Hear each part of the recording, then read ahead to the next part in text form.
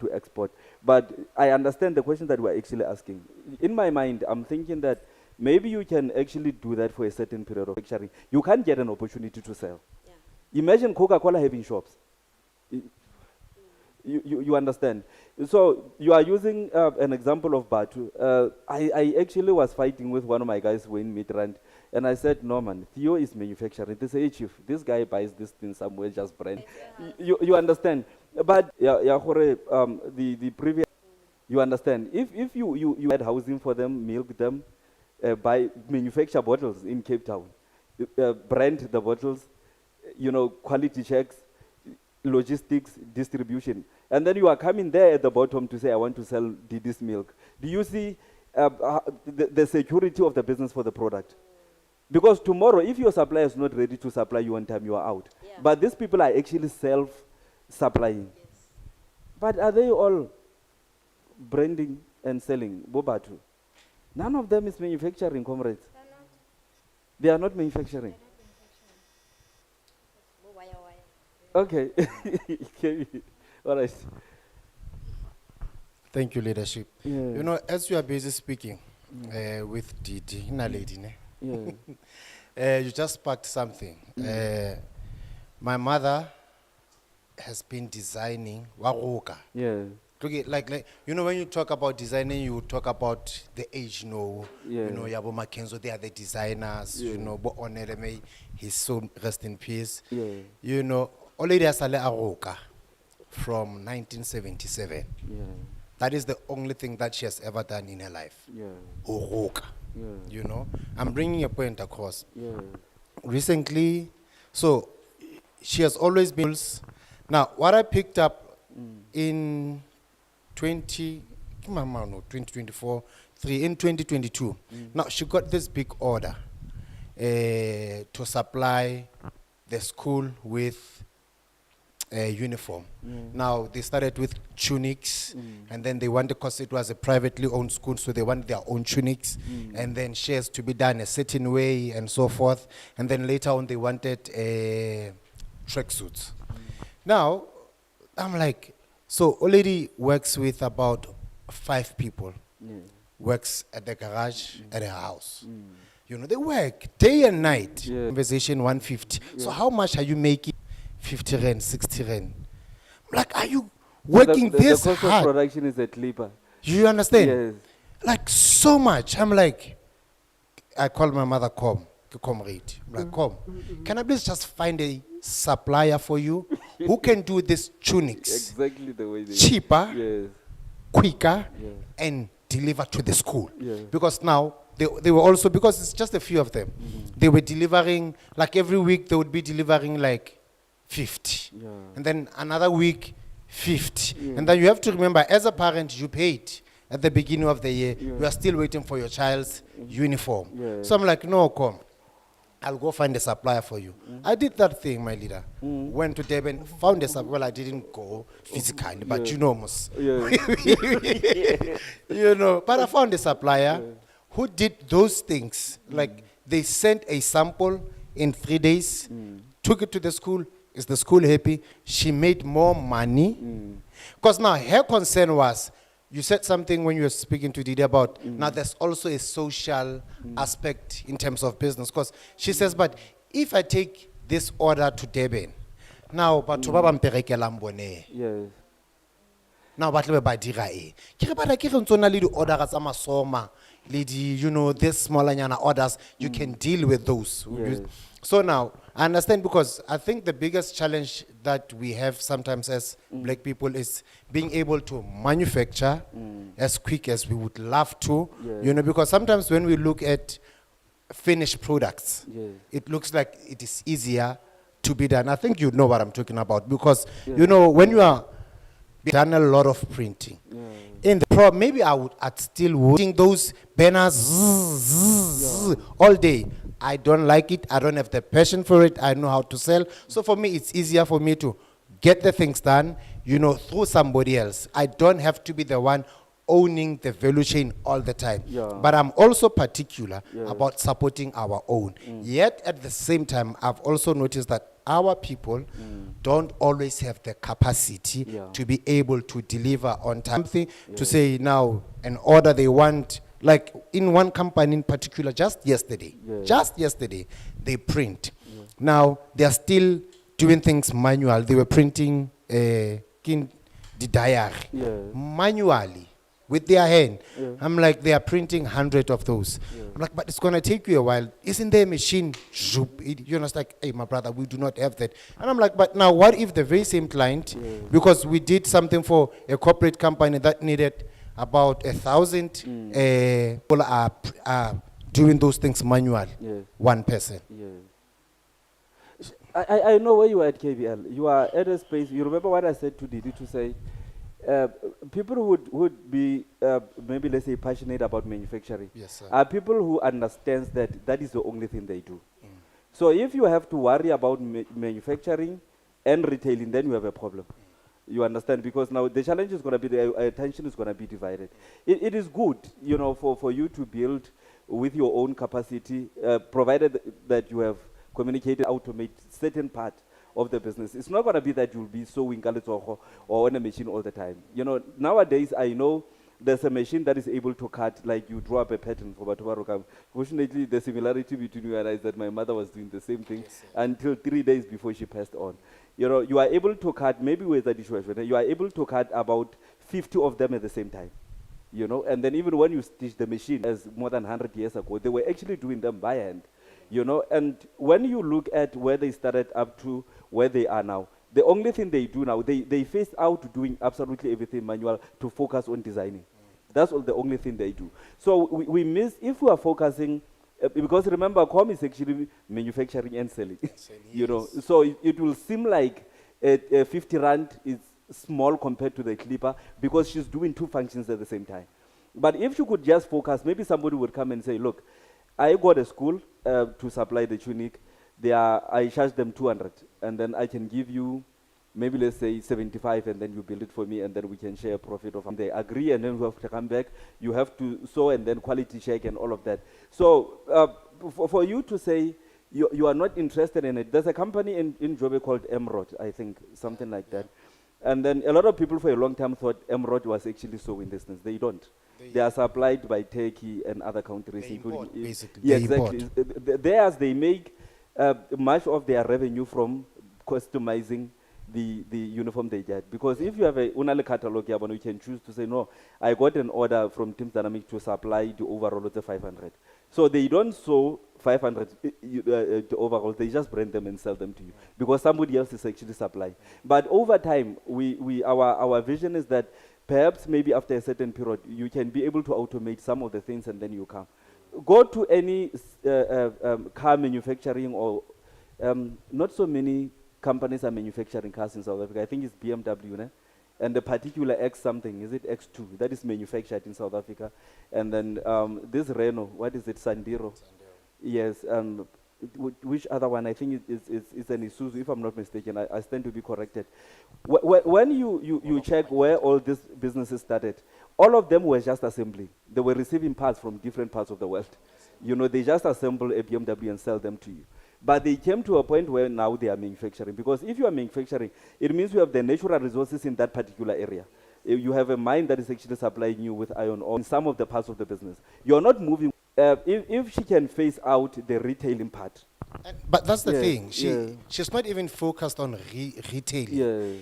She works, you know, Kudali. It's main road. People pass there all the time. Yeah. So now the teachers, the principals, they see, they make uniforms and whatnot. So as they pass, they get in, you know. So she's not even focused on that. I mean, I can tell you, the chances I can call my mother now. Yeah. She's busy now.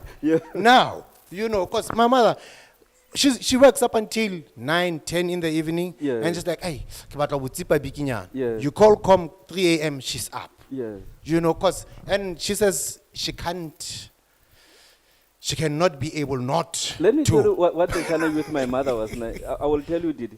My challenge with my mother with sewing, it was to do the same thing 50 times. You know, think about people that are actually packaging things every day. Do you see what what it actually does to you? So a lot of people, you said if somebody can actually be able to do it faster, cheaper, you know, that is called disruption. When you disrupt, so each and every single person that is manufacturing, they have disruption in mind to say, if I'm using these manual containers to mix the chemicals, can I find an automated one? Maybe now I can, you know, kind of like live, you know. So the challenge is that I understand Com is actually operating in the very low end SMME level. Yes, sir. You understand, compared to businesses that are actually, I know there are companies in Botshabelo that are sewing for your retailers like your Edgar's, you know, Edcon Group. And then when you go there, they do exactly what Com is doing, but Yeah. automated. Yeah. You understand? So it actually kind of like move faster because I think it's the vision of any person that is actually manufacturing to automate. Sure. Because I made an example with the car manufacturing plants. Go there and check that 80% of their production is robots. But you go to London, Austin Martins are still, compared to if you go to VW, they are manufacturing polos. And then we are about to close. No? There's a thing about polo drivers that a lot of people think that polo drivers are careless. No? You know that all the time. Do you know what is actually happening here? It's just it's economics, it's numbers. That if you have a lot of people using one product, you are going to think that they're making mistakes because the gravity of the mistake is higher. How many mistakes are done by people that are driving Toyotas, BMWs, and Golf 7s? But you won't see it because there are not many. So you will see Polo. So it's the same effect in manufacturing in our businesses to say that the higher you increase your production capacity, the more you can actually be able to sell cheaper.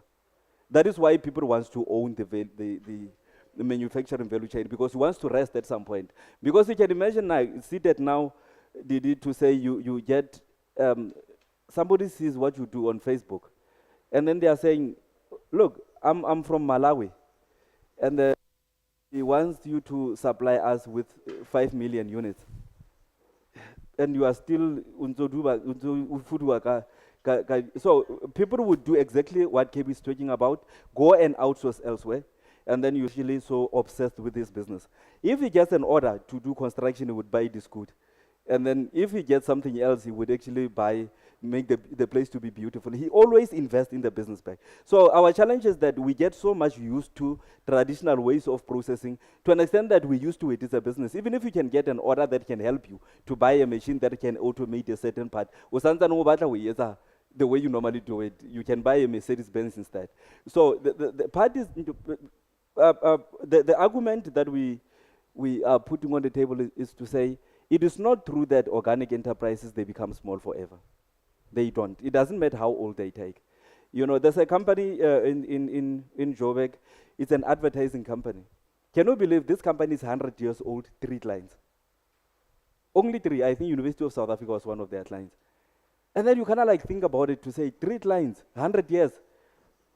And then you go and look. That is why you find that automation would constantly be a problem if you are remaining small.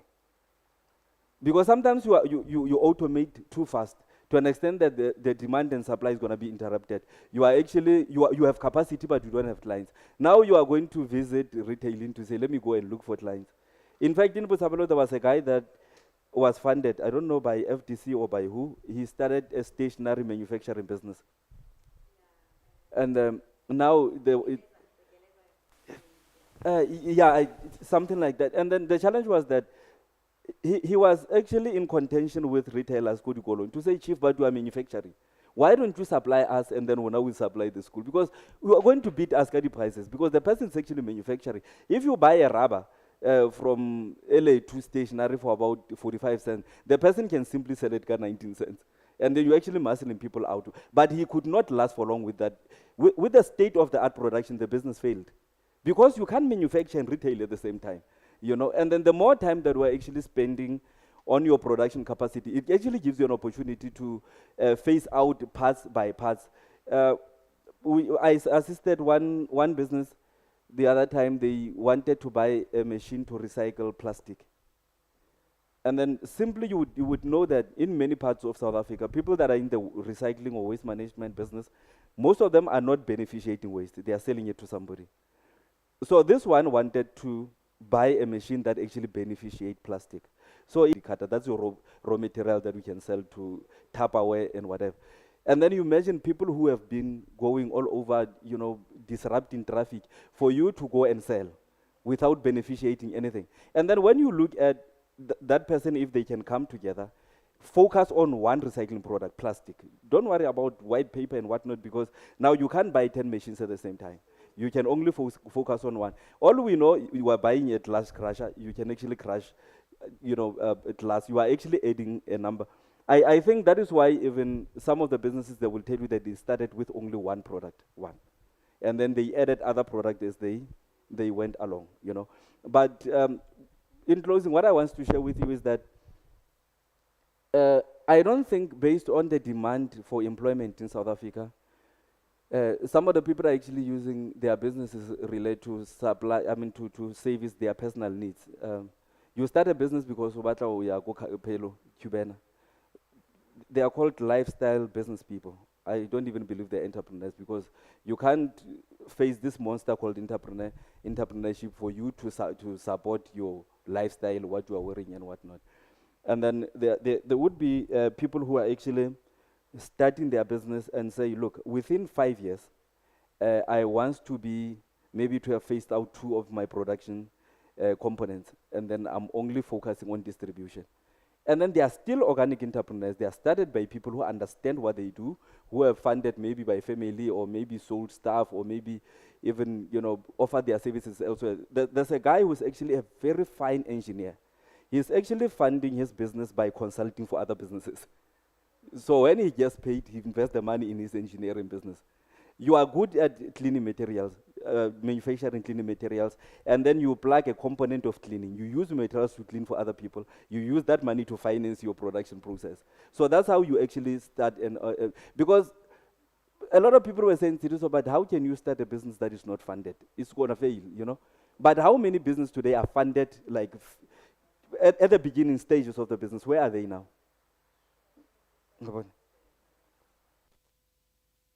Yes, definitely. We still have a couple of minutes. So I think with the funding, you don't need funding to start a business. You need funding to scale. Yeah. Because how do you fund something that you haven't seen traction of? Yeah. For you to start by yourself, funding it, starting small, you can then see if this business is viable or not. Yeah. Now you want somebody else to fund your business, but you haven't taken a risk yourself, or you haven't seen if that business is viable.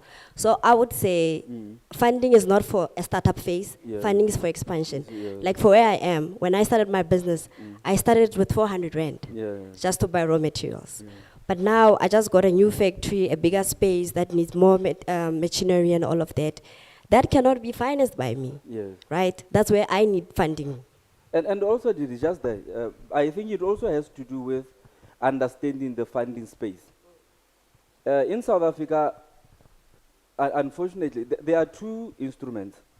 One is called debt instrument. It's where you are talking DFIs, you are talking banks, because they are using debt instrument. They borrow you money, and then you pay it over time. And then the second instrument is called equity instrument. It's where I can come as an individual and say, I'm going to invest 100,000 in your business, and then I deploy a director.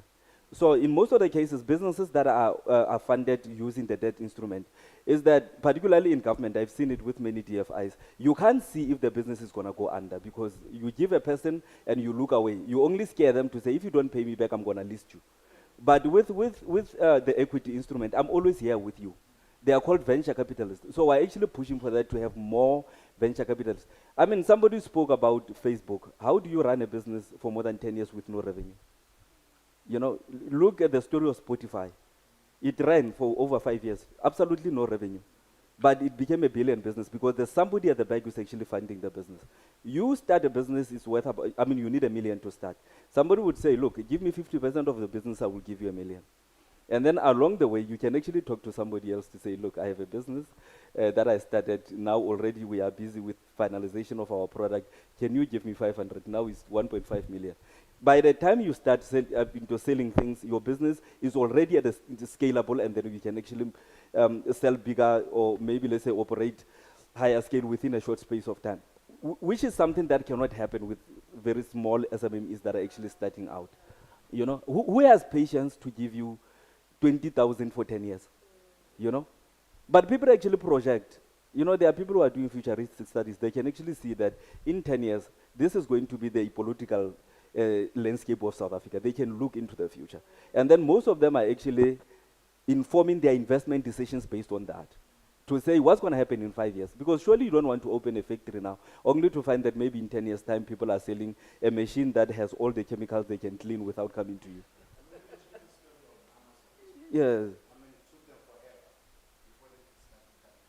No, no, they are not profitable even now. When you look at Amazon, their books, they are still running a series of losses. You know, but they are moving large sums of products globally. There was even a point where they were selling, I think, a product as little as 60 rand. And then we can imagine 50 million 60 rand. You know, so it's not really about whether the business is actually being profitable or not. It's about the number of products that we can actually be able to move so that you can meet your operational cost, you know. But we are left with few minutes, colleagues. Before I can thank you for participating, I'm going to share something with you now. You know, when you meet people complaining about government, I remember there was a time here I spoke to a group of young people in Belgium to say, let us analyze our problems without blaming government. Not even a single person could speak. You know, because we are so obsessed with government to an extent that we can't see anything else. You said that you actually started with 400. You know, when we started Teams Dynamics, I started with, I think, Internet Cafe, 20 rand, to write a brochure to say we're training RCLs. You know, and most of the time I would be writing by hand. Write, go to the Internet Cafe. The first gig that I got was 700 in 1 year. And then I used the money to design a better logo. That's the just walk home. And then I wait for calls. And then we started with 20 rand, 10 rand. Last year we closed with about 1.5 million.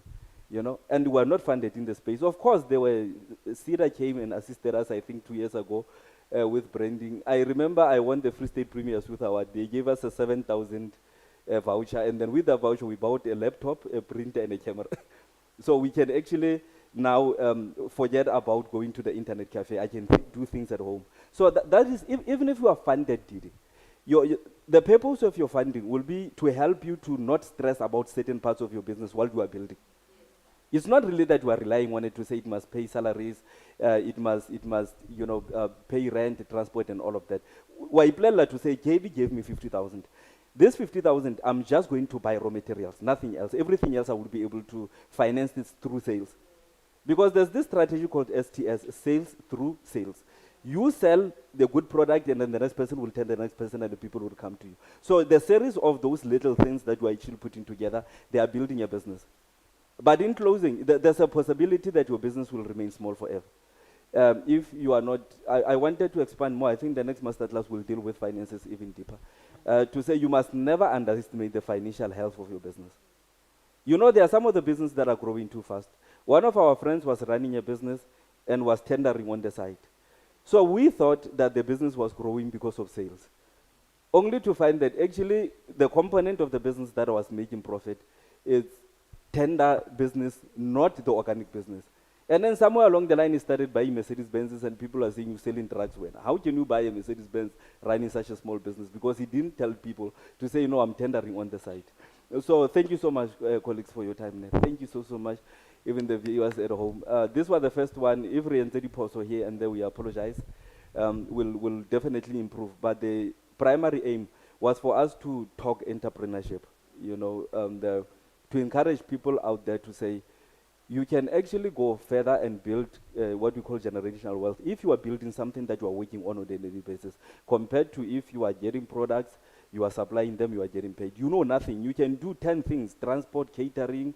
You know, have you ever seen business cards that wow, catering, transport, cleaning, medical supplies? But he can't understand any of those. If the business goes under, then he's out. I thank you. Good night.